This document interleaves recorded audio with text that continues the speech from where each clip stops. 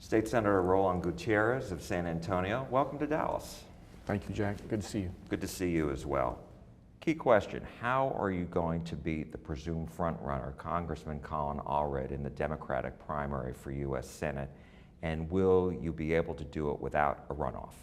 Yeah, no, I think there's going to be a runoff, and certainly we've all heard about assumptions on what they mean. I mean, at the end of the day, I don't take anything as a presumption or an assumption that is valid at this point. I've seen polls on different ways. We have our own internal polling that's polling primary voters. The polls that they've seen have been to likely voters. We have been moving throughout this state in a real way, and then I think that that's the way that you have to run, and I think that that's the pathway to winning anything. If you're going to ask for people's support and confidence, you've got to press the flesh and talk to people and talk about their problems and what ails them. I have nothing against my opponent. He's a nice person. But I think that there is at least that presumption on their end. I think that they are taking people for granted by not campaigning. This idea that he's in Washington isn't good enough. There's Thursday, Friday, Saturday, Sunday, and Monday. That they are here back home. And so at the end of the day, we will keep working and moving forward and talking to people about the issues that are most important to them: gun violence, reproductive rights, affordability, just life in general, college affordability. There is so much broken in this state, and you have to have a real plan forward. People can go to Roland for Texas and see our plans. What you see in print is how we stand on the issues. I don't have my finger in the air trying to gauge the temperature. I know what I'm about. So you talked about, going to places. You're here in Dallas over a 3-day period, 5 stops. Are you hoping to get some endorsements on Allred's home turf? Well, we already have several, and we'll continue to work towards that end. And we've got a couple of groups that we're meeting on Saturday. We have political endorsements that we have already had accomplished. Very recently, we were endorsed by the University of Texas. Of course, that's Austin, but University of Texas Young Democrats. A national group called Latino Victory has also endorsed us very recently. We're going to continue to march throughout Texas. Mothers for Democracy, which was formerly Mothers Against Greg Abbott, they endorsed us about 3 weeks ago. And so we're very excited about where we are, and we think that our message is more relevant and more prescient with people in their homes. I think that they understand that our campaign is truly about kitchen table politics and what's affecting them. It's truly about, we have a real plan to fixing the things that are broken in this state. I was going to ask you, why should Democrats vote for you over Allred and the 7 other Democrats that are in this primary? Well, I know Allred talks about getting a few things done. The fact is, I've got 18 years in public service and getting a lot of things done for my community and the state of Texas, including protecting our military bases that were under attack from closure by developers that wanted to encroach on those things back in 2015, including creating the National Center for Warrior Resiliency, including creating the Farmer Suicide Prevention Act that Sid Miller testified saved 60 lives last year because of my amendment. We've got to look at what's ailing Texas, and we have to say which candidate has a track record, number one, and which candidate has a real plan. Very recently, Colin Allred came out with a statement saying that we needed to have Trump's border wall on the border. I think that there is a confusion as to which primary he should be running in. Let's be very clear. There's not a border wall in the world that's going to solve what's happening on the border. Not one obstacle that's going to change anything other than waste our tax dollars. We need a comprehensive immigration reform plan. I'm an immigration lawyer. I'm the son of immigrants, and I represent 400 miles of this border. Just last night, I was in Eagle Pass, Texas, watching that show that Greg Abbott has created down there and taken that community hostage with all of the razor wire and all of the cop cars and all of the train storage bins and so on. They have made a mockery of everything that's happening here, and they've wasted our tax dollars on a problem that can be fixed, but Congress refuses to fix the problem. And for a congressman to say we need another border wall just completely doesn't understand what is happening on the ground on our border. You're talking about the 20 miles of border wall that the Biden administration said it needed in Starr County. So he, Allred, supported that decision by the Biden administration. You've seen the situation down at the border, record numbers of people coming in across our southern border. So what's the solution if the wall isn't? Well, let's be clear. President Biden said, I have no choice. I've got to finish Trump's wall. In that, for 20 miles. And then this congressman put out a press release stating, yes, we need obstacles, we need walls, we need some kind of barrier, because it's part of the formula. We've got plenty of barriers down there, including razor wire that's killing women and children. That's not America. That's not the United States. And I'm not suggesting let's let everybody in. Create a comprehensive immigration reform plan like I've suggested. One that says, don't come to the United States. Petition for the job that you're seeking, because most people are not asylum seekers, they're job seekers. Every economist will tell you that we need 30 million jobs in this country for jobs that Americans simply do not want to do. The dirty jobs that, processing meat in the middle of the night in Omaha, Nebraska, landscaping, picking vegetables, so on and so on. There's so many, even construction in southwestern part of the United States. We can fix our economy, we can stabilize Social Security, and by having a country of origin program where you apply at the consulate, you eliminate H-2A and H-2B visas and create a new guest worker program and open up a quota system that hasn't changed since 1977. That's the last time we expanded our family-based and employment-based preference categories for allowing migrants in.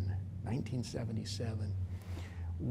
It would take us 15 years if you took the number of people that are coming up. It would take us 15 years just to get to that 30 million.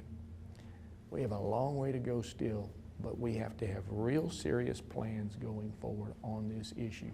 And more border wall isn't going to cut it. Republicans in Congress say President Biden doesn't need to wait for Congress to act. The law allows him to take action to prevent what's happening at the border. What's your assessment of what's going on? Is the Biden administration doing enough to preventing all the people that we are seeing cross? They're doing what they can. They want to see a Trump stay in Mexico policy, let's be clear, where more women and children are getting killed by cartel members. But more importantly, that didn't work either. And more importantly, it put us at a greater danger. And the reason it put us in a greater danger is because under that Title 42, people were allowed to come in and out with impunity, and they weren't ever tagged as they are under Title 8, tagged electronically. And so you could come in and out with impunity without being registered. Under Title 8, when you come in and you're processed and you get deported again, when you come back, it is now a felony and you're going to go to prison for 9 months. And a third time, it's even longer. Indeed, President Biden is doing more than the Trump administration. Absolutely more. The fact is, we're under a crisis worldwide on migration, and we have to handle it and we have to understand it in a different way. And we also have to understand the economic needs of this country and how we can solve that problem and help those folks, help ourselves, and create a Pan-American regime the likes of which we have not seen since we started exporting, outsourcing jobs to Asia. We can do better in this space, but Congress must act. A president alone cannot do this. You brought up this one difference with Allred as far as the border is concerned. What other policy areas, policy differences do you have with him? Well, listen, I think on reproductive rights, it's certainly something that's very important to women in this state, as it should be, and important to all of us. I think that we agree mostly on those issues. However, I think that we also need to look at expanding the Supreme Court, the solutions on how we resolve this. We need a court that looks like America, not one that's bought and paid for, not that is not one that it's checking its own ethics, which it just started doing, by the way. There's no transparency in this Supreme Court. You've got billionaires that are sending them on vacations, buying their homes, buying their RVs. It is astounding where we are with regard to this United States Supreme Court. But you're suggesting to add members? We can do it. We got to 9 members in 1869 because there was 9 circuits for no other reason. We have 13 circuits now in this country. We need a court that looks like America. We need to absolutely expand and eliminate the filibuster in the United States Senate on issues that 70% or more of Americans agree on, like reproductive rights, like common sense gun safety solutions, like, for instance, electoral issues. I think another area where we're vastly different on is what's going on in the Middle East right now, and that's Gaza. You know, he was on a TV station in the Austin community very recently. He said, yeah, no ceasefire. Listen, I believe that we should have a ceasefire in Gaza and many other parts of the world, but we're right now, the part that we can influence in Gaza is, the fact is, Israel was harmed and they were terrorized, and I understand that. And we can go after terrorists with the Palestinian Authority and others in a real way, in a police-like manner. I think that right now, to say something so simplistic as no ceasefire, Israel has a right to defend itself, I think minimizes the real problems that are happening in the Middle East and the potential for a future escalation, not just with Hamas, but with Hezbollah, with Iran. We have to understand that this problem right now, this president and this nation must exhaust itself in trying to quell what's happening over there right now and trying to bring out peace. Benjamin Netanyahu is not Shimon Peres, is not Yitzhak Rabin. He is a mini Donald Trump, and he is dangerous. And I understand the ability and the willingness to say, our folks were attacked and we're going to get justice. But metering out justice by killing now 30,000 people doesn't bring justice to those 1,200. What do you say to critics who say by having a ceasefire, allowing a ceasefire, and there have been some periodic, would only allow Hamas to rearm and to attack again because they've committed themselves to having more attacks against Israel? No doubt. I think that you have to ramp up the temperature in finding people through a police-like function. Simply carpet bombing communities, mosques, schools, hospitals, apartment buildings is not a strategic war plan. It's a plan to eliminate folks in a real way without truly having your militarized targets. People need to understand that Gaza is a 25-mile long, 5.5-mile average wide city, community area. It's half the size of Austin, Texas, with 2 million people in it. When the one ceasefire that we've had in this process, on the last day of that ceasefire, the New York Times reported that Benjamin Netanyahu and his government knew about this a year ago and did nothing about it. They laughed it off as improbable. And on that last day, the ceasefire ended because we needed to change the news story. I would tell critics this isn't about being pro-Israel or pro-Palestine. This is about being pro-peace. This is about having a greater understanding of what's going on in the Middle East and how we, as the leading nation of the world, have to exhaust ourselves to find that peace and try to get some kind of sense of just détente. Can that be done when Hamas has vowed to destroy Israel? I think that we have seen through relationships how the Saudis and others have been more Jordan, of course, for many years, Egypt for many years, have been more adept to accept Israel, the Israeli community, Israel as a nation, and so on. I think that we have to start talking about a two-state solution, and maybe perhaps that would quell those urges by this terrorist group. But the international community, through Interpol, through the Palestinian Authority, through the United Nations, through the United States and its allies, we have to root out terrorism. And if that means going door to door, then do it. We did it in Afghanistan. But you shouldn't be allowed to carpet bomb. And that's the biggest problem that I have. You know, Jack, I've seen dead kids, and you know that. And I've seen all that imagery that happened in a town not too far from my hometown in Uvalde, Texas. And sadly, we've all seen the pictures of dead kids that have happened from this bombing. And certainly there was a lot of dead kids from that attack on October 7th. This is not an easy issue. It is a complex issue. To give an easy answer to a complex issue is just something that is not befitting of someone that wants to be a United States Senator in these United States. I wanted to ask you about the difference in style that you may or may not have with Allred. When he has spoken to me and he's spoken to others, he talks about his efforts to have bipartisan solutions on issues that affect a lot of people. Do you feel that way? Yeah, you know, if bipartisanship were real, that would be great. But, you know, in this country for the last at least 10 years, 8 years, you know, we have seen after this post-Trump era, there's not a whole lot of bipartisanship going on. When we get something, when we get an appropriation, that's not bipartisanship, that's an appropriation. We've all done it. He brags about some hospital he built. I built a hospital in my community, a state hospital, appropriated over $350 million to do that. We've got to look at the bigger issues that are facing in this country, and sometimes you have to have, when you have values, you have to stand up for your values, not equivocate on them, not have your finger in the air. The difference in style is that I think that people are tired of the regular, ordinary politician telling you the things that he says.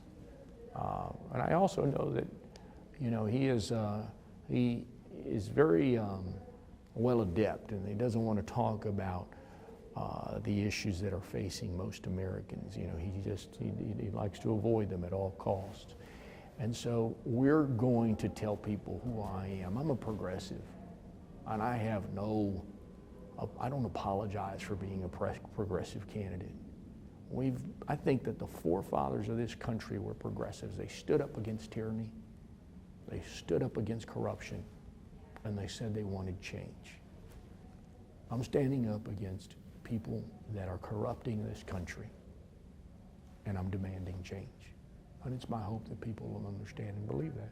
Certainly I'll cut a deal when we push all the way to the very end and I've boxed them into a corner on a vote that they can't move away from, just like we did on the Farmer Suicide Prevention Act, just like we did on protecting our military. The way those things came about was a daunting task, but we did it. And they were meaningful issues. They weren't small bills. They were meaningful amendments that changed the course of communities in our state. Yes, there's a difference in style. For me, you know what I tell you is what I'll do. And my last question to you, and I appreciate your time, and that is, you announced this week that you have accepted the invitation to debate next month. I don't know how many other candidates were invited. Talk to me a little bit about why you think it's important to take part in that debate. Yeah, look, I've debated the others. You know, at the University of Texas, for example, they were all there, except for Allred.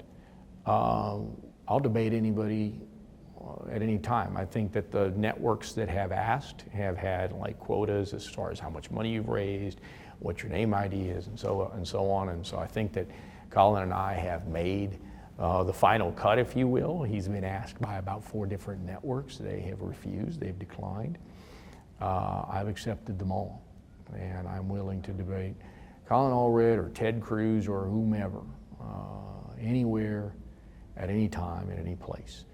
I think that people deserve to know where you stand on the issues, and also deserve to know when someone waffles on the issues, because that's important too. That tells you something about that person.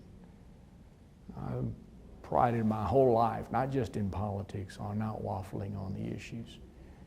You know, if I've screwed up in my life, you know, I stand up and I own up to it. If this is how I feel on something, that's how I feel about it. And it might not be something that all of my constituents agree with, but for the most part, they've entrusted me for the last 18 years of my political career. And we're going to keep pushing and working for people. The rest of the folks, if they want to play ordinary politicians and be that regular politician, that's on them. But I will go anywhere to talk to people and be transparent about the issues that matter most to them. State Senator Roland Gutierrez of San Antonio, thank you so much for joining us. We appreciate it. Thank you, Jack.